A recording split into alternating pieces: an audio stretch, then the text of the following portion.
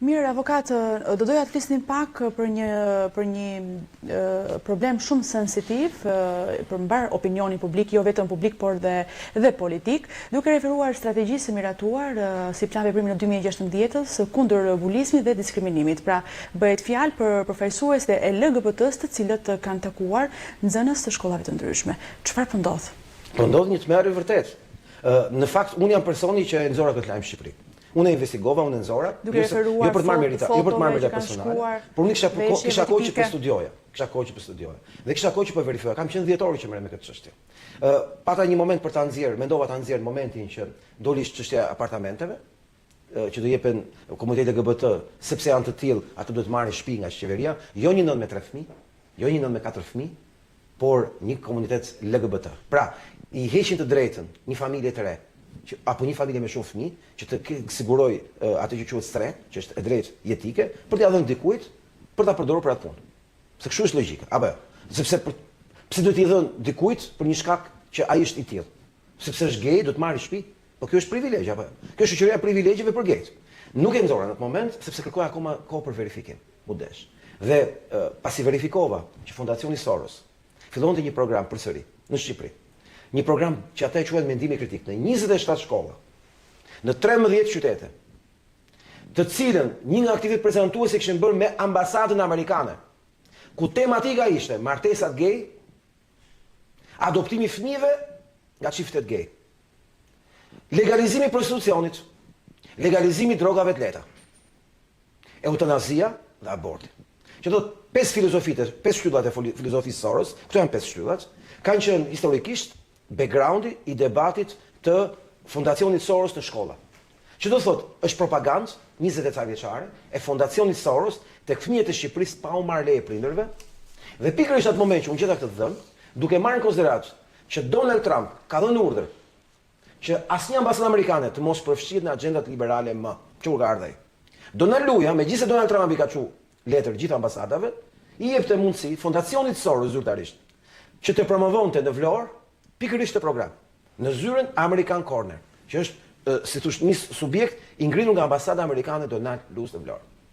Tani, duke marrë gjitha këto dhëna, më ndërtua panorama, unë reagova duke nxjerrë që 2 transseksual, Lola dhe Serafina quhen. Kanë këto 2 emra dhe po ju tregoj edhe dokumentin që nxorra.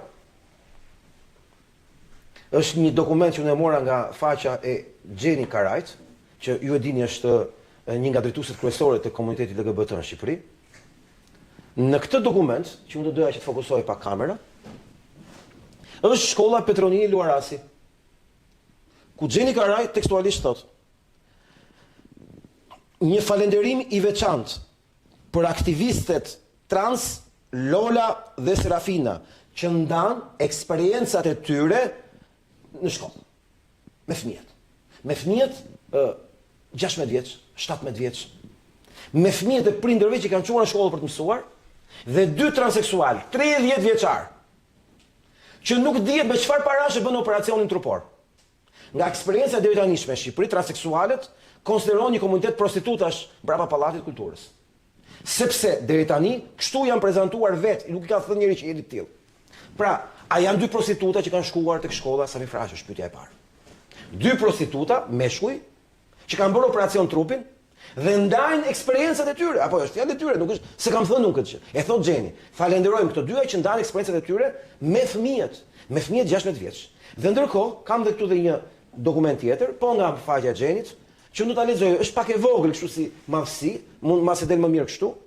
Ja një sekond që unë do ta lexoj. Dhe kamera dhe arrihet të identifikohet kollaj. Nuk e di nëse do dukesh të lexohesh, sepse këtu ka një fjalë të tmerrshme. E thot Gjeni Karaj, thot diskutime LGBT në shkollën e mesme Sami Frashti. Pafund krenar, thot. Pafund krenar. Për brezin e ri të aktivistëve që me pasion dhe guxim kanë nisur të çojnë përpara kauzën LGBT në shkollë.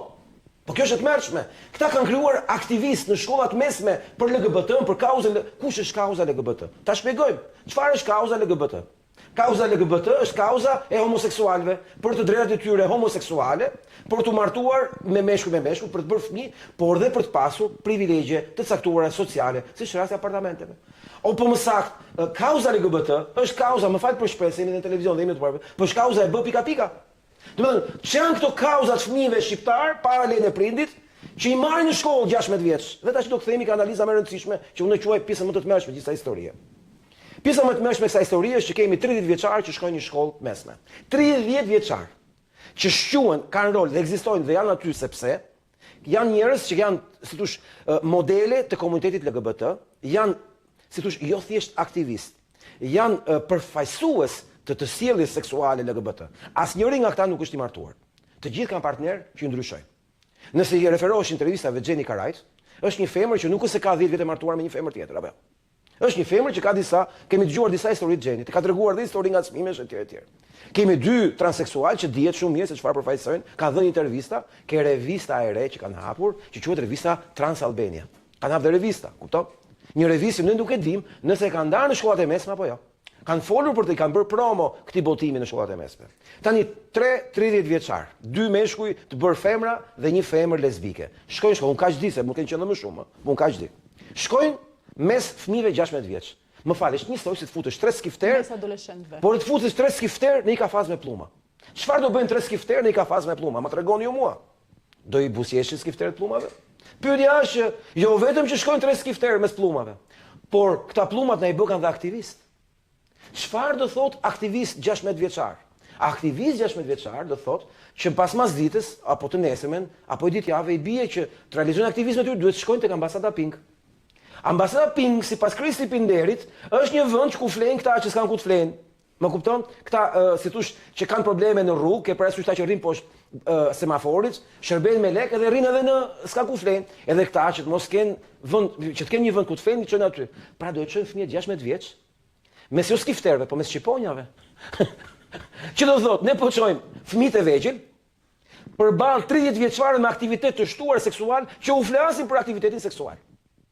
Domethënë, po çojnë, është një të marrësh një pornostar, tu flasin për filmat porno, si eksperiencë jete, se ata njerëz janë, nuk kanë kafsh, kupton, dhe pornostarët njerëz janë, tu japin leksione fëmijëve 15 vjeç, eksperjencat e tyre.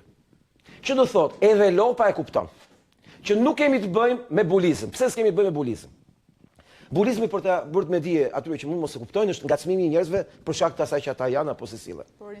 Në Shqipëri ka shumë bulizëm, ka pasur bulizëm, do të ketë bulizëm. Është historia e çdo shkolle në botë, bulizmi. Por dihet shumë mirë që në shkollat tona mungojnë transseksualët, si nxënës. Që do thotë, bulizëm dhe transseksualëve s'mund të ketë sepse s'ka transseksual. Nëse ka persona që kanë në nivelin fiziologjik, ndonjë deviancë fiziologjike, askush se di. Që do thotë, nuk mund të jenë, si thosh, objekt i bulizmit për faktin e thjesht që këta njerëz nuk janë identifikuar si të tillë. Ndërkohë ke shkolla Sami Frash, unë jam interesuar, mungon çdo lloj personi që mund të konsiderohet transseksual. Mungon. Pse atëherë pretendojmë që të shokemi për bulizmin? 2 transseksual në shkollën Petronil Luaras. Nuk ka as ke Sami Frash, as ke Petronil, nuk ka transseksual. Në fjalë kur e them këtë e them me qetësi më të madhe se e di gjithë shkolla, e di gjithë Tirana. Nuk ka. Atëherë koncepti është që bulizmi është një veshje, është një mashtrim i madh, që po përdoret nga komuniteti LGBT, por të futur në shkollat e mesme, dhe pyetja është pse duhet harxojnë kaq kohë në shkollat e mesme, pse si bien shkurt shkojnë në shkollat e larta, pse i zgjodhen në shkollat e mesme? Sepse ke shkollat e mesme janë vulnerabël, janë pluma. Kurse po të shkojnë në shkollat e larta, janë skiftera vet. Ja u hajnë veshin vet. Që do thotë, nuk i lën njëri ata që të bëjnë këto lloj lëra shkollë të lartë, sepse studenti është i përgjegjshëm, është mbi 18 vjeç. E dyta, shkolla e lartë i ka të gjithë antikorpet, sepse i konsideron dhe ligji i tillë. Ju e dini shumë mirë, një fëmijë 9-18 vjeç nuk ka drejt vote, apo jo? Po nuk ka asnjë lloj drejte më, sepse kujdeset prindit, ka kujdestar për të. Pse nuk ka të drejta? Sepse nuk është në gjendje të mbrohet vetë. Nuk është për të japë nxirr jetën një fëmie, po është për ta mbrojtur. Domethënë, pikërisht kjo politikë që asnjë shteti s'del dot pa firmën e babit dhe të mamit. Që nuk bën dot asgjë pa firmën e babit dhe të mamit. Nuk është kundër fëmijës. Është sepse ky fëmijë konsiderohet që jo të gjithë janë në gjendje të dalin për zot vetes. Ju e dini shumë mirë që kanë shpjeguar psikologët që pjekuria seksuale mund të fillojë që 12 vjeç, por mund të vëjë edhe 18 vjeç. Që do thotë pjekuria seksuale në botë nga shkenca është përcaktuar 18 vjeçari, që ti përfshi të gjithë. Që do të ka dhe njerëz që e kanë me vonesë pjekurinë seksuale. Ka dhe që kanë herët. Por ai që ka herët nuk do thot asgjë për atë që ka më vonë. Që do thot janë ca rregulla që janë vendosur. Ndërkohë, prindi, por çfarë ka shkuar në shkollë fëmijën? E ka çuar, më fal për shprehjen, për të mësuar se si e kanë jetën e tyre seksuale transseksualet? Jo, më nuk ka çuar për këtë. E ka çuar në shkollë për ta bërë aktivist gay, se kështu quhet, aktivist gay. Jo, se ka çuar për këtë. Në shkollë e ka çuar për të mësuar. Në kohën e lirë di prindi çfarë bën? E çon balet, e çon kurs kitare, e çon në futboll, e çon në basketboll, apo e çon ka mbas laping. Është problemi i prindit me fëmijën. Ta zgjidhin ata. Por është individuale. Dhe për këto plerat që dëgjojnë internet, të shoqërisë civile sorosiane, që thonë më çfarë keni, s'ka asgjë të keqe. Nëse ata duan fëmijët e tyre, ti çojnë nga mbas laping. Nëse duan mësues transseksual, ti marrin në shtëpi transseksualet, tu bëjmë si fëmijëve të tyre në shtëpinë e tyre. Po jo në shtëpinë e tjetrit, jo në shkollën e tjetrit, jo në shkollën ku ka ca rregulla. Shkollë publike që ka ca rregulla. Tani do t'ju tregoj një sekret shumë interesant. Në vitin 2010, Fondacioni Soros tha do bëjë një reformë në arsimin parauniversitar në Shqipëri, pra shkollat e mesme të vjeçare. Dhe ngriti program për këtë punë, mori ca aktivist për këtë punë, u bë gjithë ky program për atë punë, u bë dhe ligji pra. Më fal, çfarë ndodhi në 2013-ën? Vetë Fondacioni Soros e tërhoqi iniciativën. E di çfarë thoshte në 2010-ën? Rolin e prindit të shtuar në shkollë dhe për emërimin e mësuesve. E hoqën atë, se erdhi Edi Rama në pushtet. Tani megjithëse ligji thotë, nuk mund të futesh asnjë transseksual në shkollë pa lejen e prindit, në kuptimin që nuk lejohet kurkush të futet po si janë dakord prindrit, e ka përcaktuar me komitet prindësh, e ka përcaktuar me raporti që ka me prindin, ka pasur kohë mjaftueshme për të komunikuar. Ndërkohë, sot jemi ditë e diel, nesër ditë e hënë, unë po ju shpjegoj diçka. Neve i drejtohemi deputetëve parlamentin shqiptar, sot që është e diel, duke bërë gati sot në mbrëmje edhe format PDF kërkesën për kërkuar interpelancë me ministrin e arsimit për të gjithë skandalin që ka ndodhur. Ku e para gjë që ne kërkojmë është çfarë letrash janë përdorur për të marrë lejen e autoritëve arsimore, siç e ka ligji. Për shembull, kemi strategjinë e rinis. Në strategjinë e rinis thuhet, ka shoqata të shkojnë shkolla etj. Asnjë shoqat shkon dot shkollë, po nuk vajti të paraqesë një kërkesë me planin konkret, personat që do shkojnë, kush janë këta që do flasin, çfarë formimi kanë këta që do flasin dhe çfarë përfaqësojnë këta që do flasin. Cila është agjenda dhe cilat janë qëllimet. Kush është ky projekt dhe si është. Pra, për çdo, po themi për sportin, po themi për muzikën, po themi për mjedisin. Kurse për transseksualet, dy meshkuj 30 vjeçar që kanë bërë operacion gjoksin, shkojnë shkollë, pa plotësuar këto kritere. Që nuk dihet fëmijët e prindërve shqiptar kanë pasur në shkollë prostituta, sepse përgjithsisht komuniteti transseksual në Shqipëri është prezantuar si grup prostitucioni. Kështu është prezantuar. Tani kthehemi ke argumentin nesër. Nesër është ditë e hënë. Ka deputet parlamenti sa dush, 140. Kush të doj? Ne do ja nxjerrim që sot të marrë të ta printoj, ta dorëzojmë parlament, të kërkoj interpelancë ministrit e arsimit. Njeriu që s'foli këtë javë quhet Lulzim Basha. Lulu Hollandezi nuk foli këtë javë. E kishte për detyrë për një parti konservatore të fliste, të mbante qendrim. Kanë folur deputet për kokën e qefit tyre, kanë folur demokrat për kokën e qefit tyre, asnjë zyrtarisht me konferencë shtypi nga Partia Demokratike duke bërë një deklaratë. Që do thotë, nesër deputetët s'ka nevojë të marrin leje nga Luli, të çojnë parlament kërkesë. E kanë dhe të SI-s këtë presion që po i bëjmë që sot, e kanë dhe të PD-s, e kanë dhe të Partisë Republikane, e kanë të gjithë ata që janë aty. Shpresojmë shumë që nesër të mësojmë që pas ka deputet që nuk fshihen pas PD-s, pas Lulit, por i dalin për zot fateve të vendit, i dalin për zot familjes, i dalin për zot elektoratit tyre. Njerëzit më të acaruar se këtë herë në Shqipëri si kanë parë. Dhe fjalia fundit që do thoja është, kush i bën më shumë dëm kauzës gay në Shqipëri? Ja këta, Gjeni Karaj, Krisi Pinderi që merr azil në Kanada duke mashtruar sikur shkërcënuar jeta, janë këta që marrin para duke shpikur kështu problemesh, duke futur në konflikt përfaqësues të komunitetit LGBT me shtetin, me institucionet, me politikën, me njerëzit, me qytetarët, por mbi gjitha duke diskredituar vetë kauzën LGBT. Që do thotë, kush po i bën dëm sot Shqipëri kauzën LGBT? Ne, se na quajnë dhe homofob, më kupton? Kanë gjetur dhe fjalët. Koncepti që ata po i prishin punë, që po avancojnë në agjendën e tyre, pikërisht kjo ka ndodhur vetëm 2 javë, pasi Aleksandr Soros, djali George Soros, homoseksual i njohur në botë, erdhi në Tiranë, takoi Erion Velin, Edi Ramën, Arbi Mazingun dhe Endri Fung.